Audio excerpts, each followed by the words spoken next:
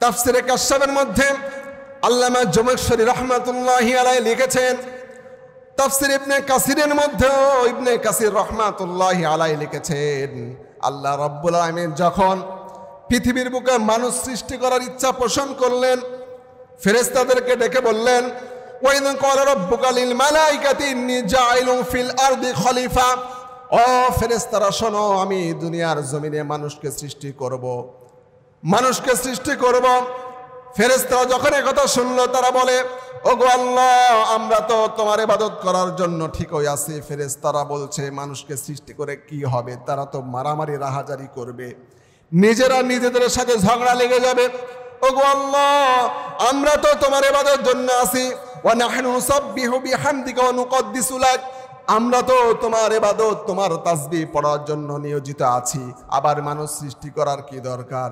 আমার আল্লাহ জানালেন, ও ফেরেশতারা শোনো, ক্বালা ইন্নী আ'লামু মা লা তা'লামুন।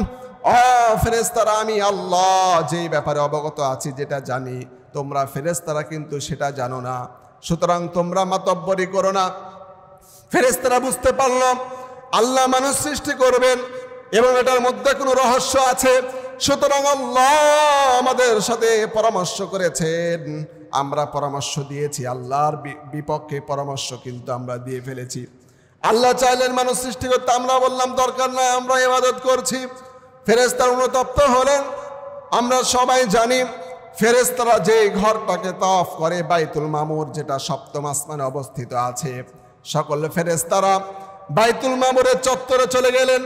তারা বাইতুল মামুরকে ইতিকাফ করলেন, চত্বরে তাওয়াফ করলেন, আল্লাহর কাছে ক্ষমা চাইলেন, রব্বুল আলামিন, আমরা হয়তোবা তোমার পরামর্শে ভুল তথ্য দেওয়ার কারণে, ভুল সিদ্ধান্ত দেওয়ার কারণে ক্ষমা প্রার্থী। ওগো আল্লাহ, আমাদেরকে ক্ষমা করে দাও। রব্বুল আলামিন ফেরেশতাদেরকে ডাকলেন, ফেরেশতারা এদিকে আসো, তোমরা যে আজকে দুনিয়ার জমিন থেকে মানুষকে সৃষ্টি করতে নিষেধ করলা, এই যে আমার মতের বিরুদ্ধে একটা কথা বললা, এরপরে তোমরা ক্ষমা চাওয়ার জন্য বাইতুল মামুরকে তাওয়াফ করলাম, বাইতুল মামুরকে তাওয়াফ করে আমার কাছে তোমরা ক্ষমা চাইলে আমি ক্ষমা করে দিলাম। কিন্তু আমি দুনিয়ার জমিনে যেই মানুষদেরকে সৃষ্টি করব, ওই মানুষেরা তো দুনিয়াতে চলার সময় ভুল করবে, ব্যবসা করার সময় ভুল করবে, খাওয়ার সময় ভুল করবে, চাকরিতে ভুল করবে, মসজিদের মধ্যে সে ইবাদতের মধ্যে ভুল করবে, সমাজ পরিচালনার ক্ষেত্রে ভুল করবে। ও আমার ফেরেশতারা, আমার বান্দারা ভুল করার পরে তারা কোথায় ক্ষমা চাইবে? কোথায় আমার কাছে অনুতপ্ত হবে? কিভাবে আমি তাদেরকে ক্ষমা করব? ও ফেরেশতা শোনো, আমি আল্লাহ তোমাদেরকে নির্দেশ দিলাম, বাইতুল মামুর সপ্তম আসমানে যে জায়গায় অবস্থিত আছে, ঠিক ওই সোজার নিচে তোমরা চলে যাও।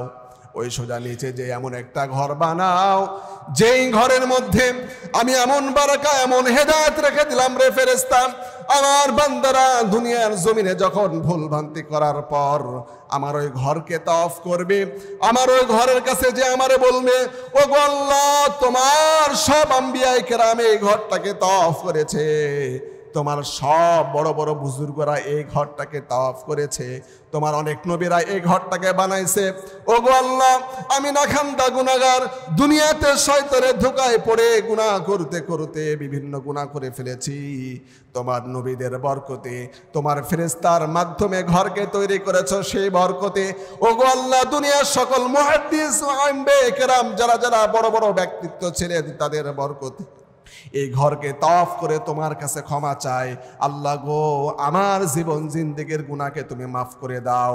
আমার রব্বুল আমিন তখন ফেরেশতাদেরকে বললেন, শোনো, তোমরা যেমন আজকে ভুল করে বাইতুল মামুরকে তাওয়াফ করে আমার কাছে ক্ষমা চাইলা, আমার বান্দারা দুনিয়ার জমিনে বিভিন্ন ভুল করে যখন আমার এই কাবা ঘরটাকে তাওয়াফ করে আমার কাছে ক্ষমা চাইবে, আমি আল্লাহ কথা দিলাম, আমার বান্দাদেরকে সঠিক পদ্ধতিতে কাবা চত্বরকে তাওয়াফ করার পরে আমার কাছে যখন কান্না করে ক্ষমা চাইবে, আমি আল্লাহ ওই বান্দাকে মাসুম বানাইয়া তার জীবনের গুনাহগুলো ক্ষমা করে তাকে জান্নাতি বান্দা হিসেবে ঘোষণা করে দিব। চিল্লা কর সুবহানাল্লাহ, আরো যারা বলেন সুবহানাল্লাহ। আমার ভাইরা, আল্লাহ রাব্বুল আমিন ফেরেশতাদেরকে তখন নির্দেশ দিলেন, তোমরা যাও বাইতুল মামুর বরাবর নিচে একটি ঘর বানাও। হযরত জিবরিল আমিন আলাইহিস সালামের নেতৃত্বে ফেরেশতারা এই কাবা ঘরকে নির্মাণ করলেন, বানালেন, যেন ফেরেশতারা যেমন ভাবে বাইতুল মামুরকে তাওয়াফ করে ইবাদত বন্দেগী করে, আমার বান্দাদের আশরাফুল মাখলুকাতদেরকেও আমি আল্লাহ এমন একটা ঘর দান করলাম যে ঘরে তারা তাওয়াফ করে, যে ঘরে তারা কাকুতি মিনতি করে যখন আমার কাছে চাইবে, আমি আল্লাহ চাওয়ার সঙ্গে সঙ্গে তাদেরকে মাফ করে ওই ঘর থেকে হেদায়েতের বস্তু হিসাবে হেদায়েত দান করে আমি আল্লাহ সরাসরি জান্নাতের রাস্তায় পরিচালিত করবো। চিল্লাকান সুবহানাল্লাহ।